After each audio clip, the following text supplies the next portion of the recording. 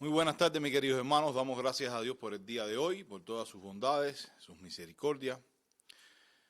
Queremos animarle a cada uno de ustedes que continúen en sus hogares, manteniéndonos justamente en oración por toda la pandemia que está ocurriendo tristemente en nuestro país y en todo el mundo.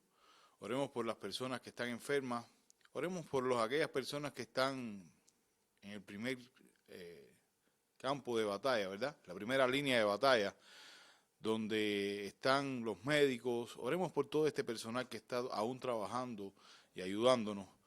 Es realmente muy preocupante todo lo que está ocurriendo, por eso le animamos a que nos quedemos en nuestros hogares, pero que nos quedemos en oración, nos quedemos dependiendo justamente de nuestro Dios, para que todas estas cosas, toda esta situación de la pandemia concluya. Damos gracias a Dios también porque el Señor nos da esta oportunidad, aun cuando no podamos reunirnos, siempre lo digo, agradezco a Dios por eso, de podernos estar comunicando por este medio y que sobre todas las cosas que su pueblo puede estarse alimentando espiritualmente. Yo quiero invitarles a que inclinemos nuestros rostros y vayamos a nuestro Dios en oración. Oremos. Señor, te damos gracias por el día de hoy, por tus bondades, tus misericordias. Gracias porque nos da este tiempo, Señor, para reflexionar. Ayúdanos a cada día poder tener una búsqueda más intensa de tu palabra. Señor, que tu nombre sea exaltado. Como nunca antes en las redes sociales, todos nos hemos volcado a exponer tu palabra, a llevar palabras de alientos. Señor, que esta palabra pueda trabajar en personas que aún no te conocen, que puedan ver y mirarte ahora, que puedan ver la necesidad y lo frágiles que somos nosotros como seres humanos y la necesidad que tenemos de ti. Recibe tú toda la gloria y toda la honra. En el nombre de Jesucristo, amén. Hermanos, así yo quiero también invitarles a buscar en nuestras Biblias la carta del apóstol Pablo a los romanos. La carta del apóstol Pablo a los romanos, capítulo número 3, versículos del 21 al 26. Romanos, carta del apóstol Pablo a los romanos, capítulo 3, versículos del 21 al 26. Dice de esta manera las Escrituras. Pero ahora, aparte de la ley, la justicia de Dios se ha sido manifestada, atestiguada por la ley y los profetas. Es decir, la justicia de Dios por medio de la fe en Jesucristo, para todos los que creen, porque no hay distinción, por cuanto todos pecaron y no alcanzan la gloria de Dios, siendo justificados gratuitamente por su gracia por medio de la redención que es en Cristo Jesús, a quien Dios exhibió públicamente como propiciación por su sangre, a través de la fe, como demostración de su justicia, porque en su tolerancia Dios pasó por alto los pecados cometidos anteriormente, para demostrar en este tiempo su justicia, a fin de que Él sea justo, y el que justifica, el que tiene fe en Jesús. Hasta aquí que el Señor bendiga su palabra. Siempre se ha hablado mucho acerca de cuál es el texto central en las Escrituras. Algunos consideran, por ejemplo, que puede ser Juan 3:16, otros van encontrando textos a través de ella. Este es uno de mis textos favoritos, donde de alguna manera se expresa todo el plan divino para justamente toda la humanidad.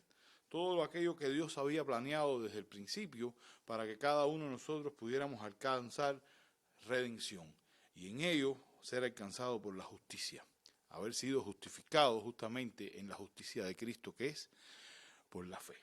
Hoy vamos a estar tocando este tema acerca de la justicia de Dios, un tema que yo creo que es válido y un tema que es necesario poder comprender, porque a partir de aquí nosotros como cristianos, en el momento que somos justificados, es que podemos tener esa salvación. Y son los temas que queremos estar hablando. Y una de las cosas que me llama la atención es que siempre desde el mismo comienzo, el ser humano cuando ha pecado, ha tratado de encontrar su propia justicia. Y siempre ha tratado de una manera o de otra agradar a Dios a través de su propia justicia. Pero las Escrituras nos dicen que nuestra justicia es como trapo de inmundicia. Pablo confirma que la justificación es por medio solamente de la fe. Pero antes de comenzar a introducirnos un poco en este tema, quiero traerle la definición que trae el diccionario de teología. Dice de esta manera con respecto a justicia: cuando se usa en relación al hombre, la justicia se refiere al gobierno justo, a la conducta justa, o que cada uno recibe lo que se merece, sea bueno o malo. La justicia relativa de Dios tiene que ver con su rectitud en sí mismo y por sí mismo, por su justicia absoluta, que se quiere dar a entender la rectitud por la cual se mantiene contra todos los que violan su santidad. De manera que cuando hablamos de justicia lo podemos también ver como uno de los atributos, ¿verdad?, comunicables de Dios. El término justicia describe las acciones de Dios, y en la Biblia se usa la expresión justicia de Dios para indicar tres cosas. En primer lugar, por un lado, la justicia da a conocer el carácter de Dios. ¿Quién es Dios? Revela su rectitud, revela su perfección. Otro de los aspectos que revela la justicia es que revela el carácter pecador del ser humano. Ante la justicia de Dios, todo ser humano es injusto, cruel, depravado e imperfecto hasta los tuétanos. O sea, cuando nosotros nos paramos frente a nuestra justicia, frente a la justicia de Dios, se muestra justamente el carácter de Dios, pero se muestra también quiénes somos nosotros. Se revela el carácter pecador del ser humano. También la justicia indica que provee a la persona por medio de Cristo. Esta justicia no es establecida por hombre alguno, sino por Dios mismo. O sea, cuando hablamos de justicia, entonces podemos ver estas tres perspectivas de la vida. Y hoy queremos estar analizando esto en justamente este pasaje que se encuentra en el capítulo número 3 de Romanos, el 21 al 26. Y vamos a, en primer lugar, estar hablando describiendo lo que es la justicia de Dios. Y lo primero que vamos a hablar cuando hablamos de la descripción de la justificación en este caso, vamos a verlo en su relación con la ley. Dice el versículo número 21 de esta manera: pero ahora, aparte de la ley, la justicia de Dios ha sido manifestada, atestiguada por la ley y los profetas. La frase "pero ahora" hace referencia a algo histórico. Pablo dice que esta justicia de Dios ya fue testificada por la ley y por los profetas. Así que tal como expresa este versículo 21, ¿verdad?, que acabamos de leer. Uno de los propósitos de la ley fue revelar al hombre su condición pecaminosa y su necesidad de salvación. Si ustedes van al mismo texto que se encuentra al libro de los Romanos, al mismo libro de los Romanos, pero ahora quiero invitarles que vayamos hasta el capítulo número 2. En el capítulo número 12, versículo número 20, expresa esta idea también el apóstol Pablo de una manera bien interesante. Dice: instructor de necios, maestro de faltos de madurez, que tienen en la ley la expresión misma del conocimiento y de la verdad. O sea, cuando Pablo hace mención en este caso, en este capítulo número 2, nos está mostrando cómo la justicia lo que hace es mostrar realmente quién es el ser humano, cuál es su condición. Nos pone una condición de necio. Sin embargo, la ley, aun cuando nos muestra cuáles son nuestras debilidades, nos muestra la necesidad que tenemos, no nos puede salvar en sí mismo. La ley vino para condenarnos. Pablo destaca que la justicia divina no depende de la ley. Al contrario, la ley revela la justicia de Dios. Por eso Pablo dice que se reveló aparte de la ley. Si ustedes continúan leyendo, en el versículo número 22 de este mismo capítulo número 3, dice de esta manera: es decir, la justicia de Dios por medio de la fe en Jesucristo, para todos los hombres que creen, porque no hay distinción. O sea, que esta justicia es por medio de Jesucristo. Ya no se trata de lo que el hombre hace o no hace. No importa si usted puede cumplir o no cumplir la ley, porque nuestra justicia no es suficiente. Lo hemos acabado de expresar. El hombre en sí mismo no puede justificarse así. Por eso es que Pablo dice que Jesucristo ahora es nuestra justicia. Yo quiero invitarles a buscar también la carta a los Filipenses, la carta del apóstol Pablo a los Filipenses, capítulo número 3, versículos 8 y 9. Filipenses capítulo 3, versículos 8 y 9. Dice de esta manera: y aún más, yo estimo como pérdida todas las cosas en vista del incomparable valor de conocer a Cristo Jesús mi Señor, por quien lo he perdido todo y lo considero como basura a fin de ganar a Cristo y ser hallado en Él, no teniendo mi propia justicia derivada de la ley, sino la que es por la fe en Cristo, la justicia que procede de Dios sobre la base de la fe. Pablo tenía esto bien en claro. Él podía entender que su justicia para nada servía, y por eso es que decía, todas las cosas ahora las ha estimado como basura, ¿verdad? Todas las cosas ahora él las estaba desechando por tal de conocer, todas las cosas las estaba teniendo como pérdida por tal de conocer a Cristo y conocer a Cristo y la justicia que procede de Dios es justamente en Cristo. Para él esto era lo más importante. Él podía comprender entonces que su fe en Jesucristo hacía que esa justicia le fuera entonces imputada a él. Y de esta manera poder sido declarado justo. O sea, no soy justo, y es lo que hemos tratado de estar diciendo hasta ahora, no soy justo porque puedo serlo.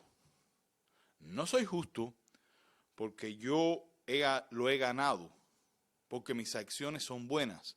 No soy justo porque todos los días vengo a la iglesia. No soy justo porque cada día trato de hacer el bien.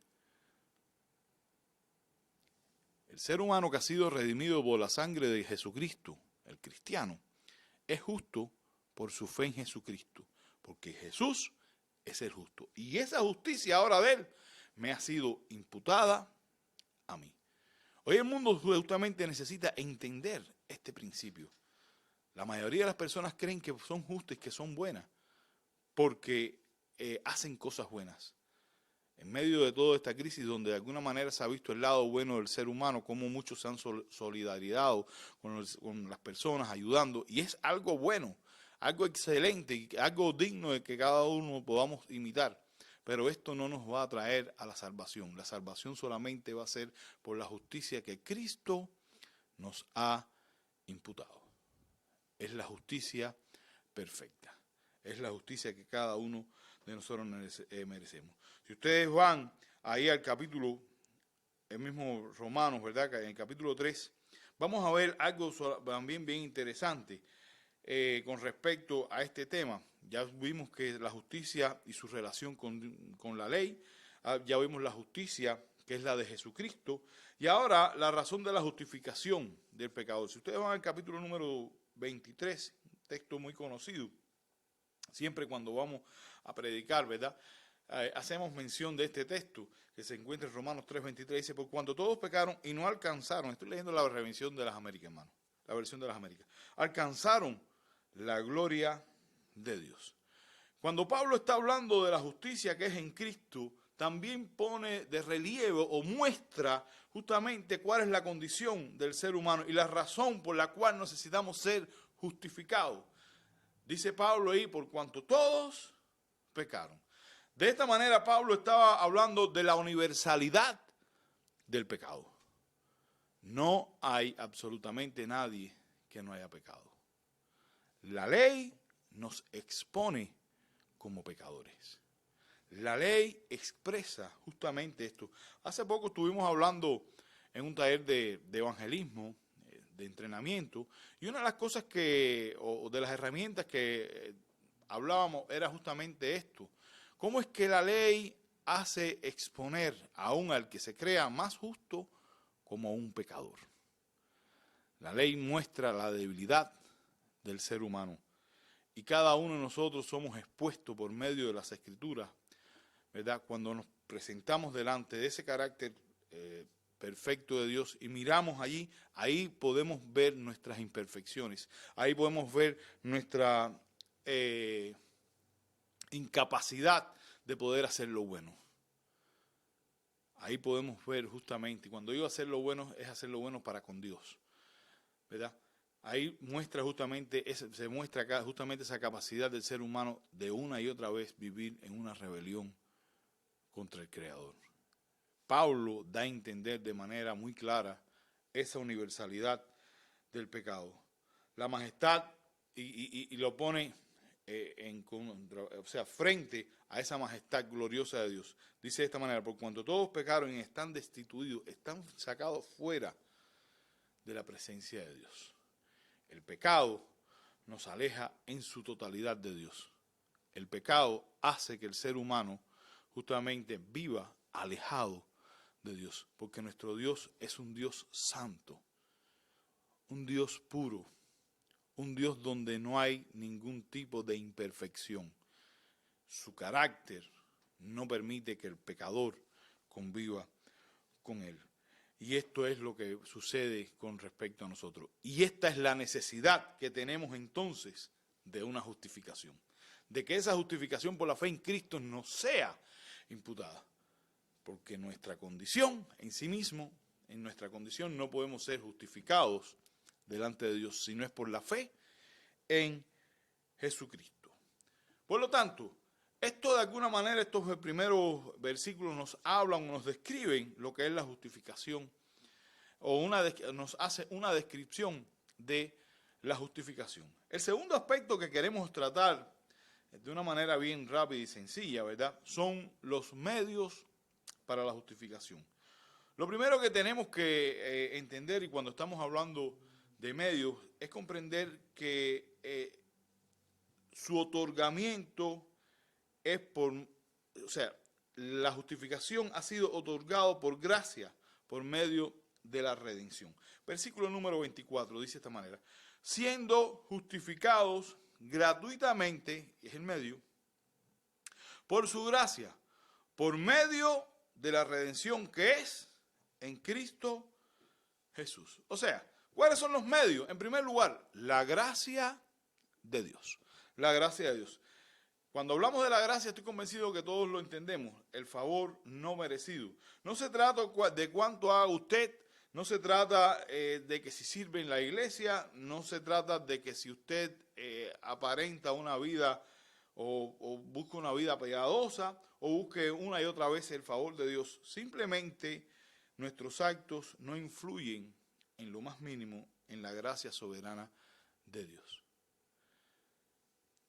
Porque cuando Dios le amó sin condición. Si Dios nos amara condicionado a nuestras acciones, entonces todos simplemente mereciéramos el infierno. Dios nos ama de una manera incondicional y nos salva porque Él lo quiere hacer, por su soberana gracia, la cual nos impacte a cada uno de nosotros. Porque lo que todos merecemos es la muerte. Y es justamente por la gracia que Él nos justifica. El hombre nunca podrá comprar el favor de Dios. El hombre nunca podrá comprar con nada, ni con buenas obras, ni con grandes ofrendas, ni por venir cada día a la iglesia, o aparentemente mostrar ser un gran cristiano, podrá comprar el favor de Dios. Dios nos justifica simplemente por su gracia.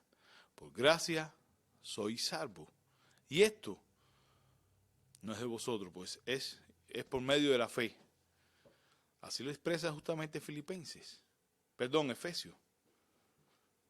Vayamos a la Escritura, vayamos hasta la Escritura, ahí al texto que se encuentra en Efesios.